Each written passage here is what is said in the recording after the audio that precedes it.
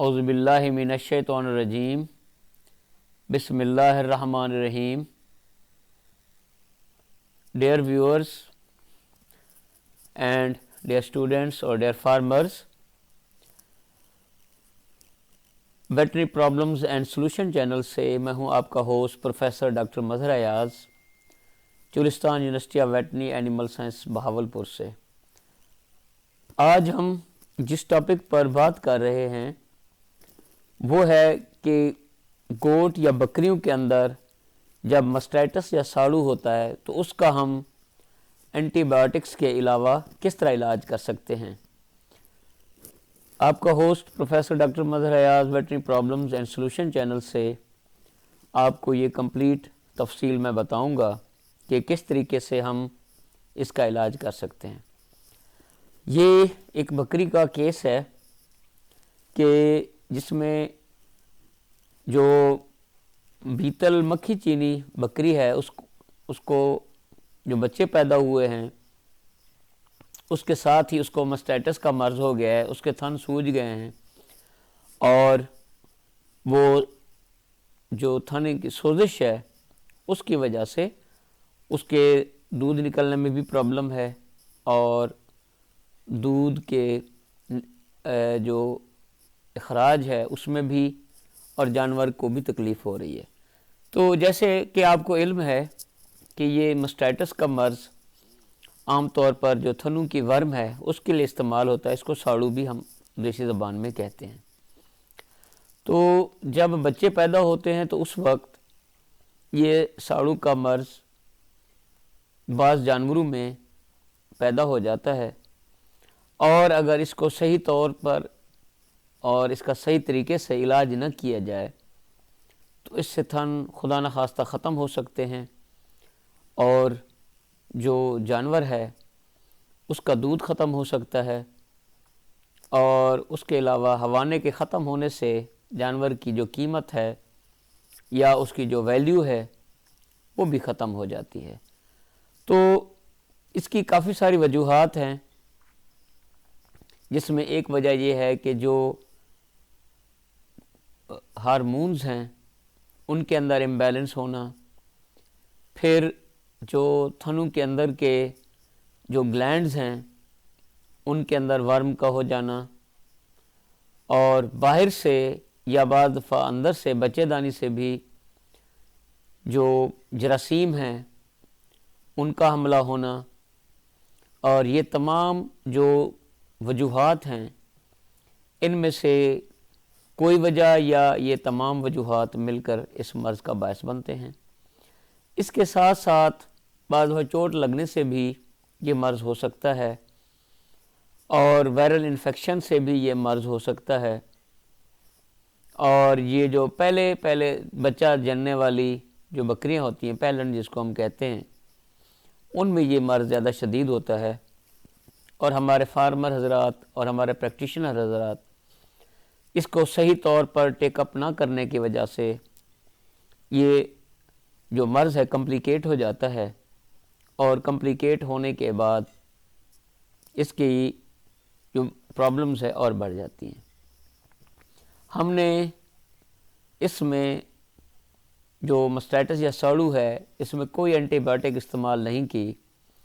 بغیر anti biotic کے ہم نے اس مرض کا علاج کیا ہے اور آپ دیکھ سکتے ہیں الحمدللہ جانور کے ہوانے کا جو سائز ہے وہ بھی ٹھیک ہے اور اس کے ساتھ جو اس کے جو دودھ کا سنگا ہے یا ملک لیٹ ڈاؤن ہے وہ بھی ٹھیک ہے. تو اس طریقے سے آپ اچھی طرح سے دیکھ سکتے ہیں کہ ہم نے جو طریقہ کار استعمال کیا ہے وہ سیف ہے اور آپ بھی اس طرح کا طریقہ کار استعمال کر کے اپنے جو اینیملز ہیں، اپنے جو قیمتی جانور ہیں ان کی زندگی کو بچا سکتے ہیں. اور اس کے ساتھ ساتھ جو ان کا دودھ ہے وہ بھی کم نہیں ہوتا اور ہمارے اس علاج میں جو کہ بہت ہی سادہ اور بہت ہی آسان طریقہ کار ہے آپ اینٹی بایوٹکس کا کم سے کم استعمال کر کے جو دودھ ہے اس میں اینٹی بایوٹک کی ملاوٹ کو کم کر سکتے ہیں، اور اس کے علاوہ جو جانور ہیں ان کے جو اندر ہوانے کے اور مسائل ہیں ان کو بھی ہم بغیر اینٹی بایوٹکس کے اس کا علاج ہم کر سکتے ہیں۔ تو اس طریقے سے آج کل دنیا اس سائڈ کی طرف جا رہی ہے کہ اینٹی بایوٹکس کا استعمال یا کم سے کم کیا جائے یا بالکل ہی نہ کیا جائے، اور کافی سارے ایسے امراض ہیں کہ اس میں ہم اینٹی بایوٹکس کو اگر نہ استعمال کریں تو ہمارے جانور بغیر اینٹی بایوٹکس کے ٹھیک ہو سکتے ہیں، کیونکہ آپ کو علم ہے کہ اینٹی بایوٹکس کے اندر کیمیکلز ہوتے ہیں، اور دنیا کے کافی سارے ممالک میں اینٹی بایوٹکس منع ہے، ان کو اس طرح نہیں استعمال کیا جاتا جس طرح ہم پاکستان میں یا اپنے ملک میں ہم استعمال کرتے ہیں۔ تو کم سے کم اینٹی بایوٹک کو استعمال کر کے ہم جو جانور ہے اس کو ہم ٹریٹ کر سکتے ہیں، اور اس کا جو مرض ہے اس کو ہم ٹھیک کر کے اپنے جانور کو مختلف اور موذی امراض سے بچا سکتے ہیں، کیونکہ اینٹی بایوٹکس کا بے دریغ استعمال جو ہے اس سے ہمارے جانور کے اندر اور جو اس کے اندر جو جراثیم ہوتے ہیں وہ ریزسٹنس یا مزاحمت پیدا کرنا شروع کر دیتے ہیں، اور وہ کسی بھی انجیکشن سے کسی بھی دوائی سے پھر وہ ٹھیک نہیں ہوتے، بلکہ ہمیں جو 3rd جنریشن 4th جنریشن یا اس سے بھی آگے کے اینٹی بایوٹکس ہیں ان کو ہمیں استعمال کرنا پڑتا ہے، اور بعض دفعہ وہ اتنے مضبوط ہو جاتے ہیں کہ کسی بھی دوائی سے ٹھیک نہیں ہوتے، اور اس سے جانور ضائع ہو سکتا ہے۔ تو ڈیئر ویورز اور ڈیئر فارمرز اور پریکٹیشنرز اور ڈیئر اسٹوڈنٹس، میں آپ کو یہ بتاتا چلوں کہ اس میں ہمیں کم سے کم اینٹی بایوٹکس کو استعمال کرنا چاہیے، اور کوشش کریں کہ بغیر اینٹی بایوٹک کے جو مرض ٹھیک ہو سکتا ہے اس میں خام خواہ اینٹی بایوٹکس کو استعمال نہ کیا جائے، کیونکہ یہ کیمیکلز ہوتے ہیں، اور ان کیمیکلز کی وجہ سے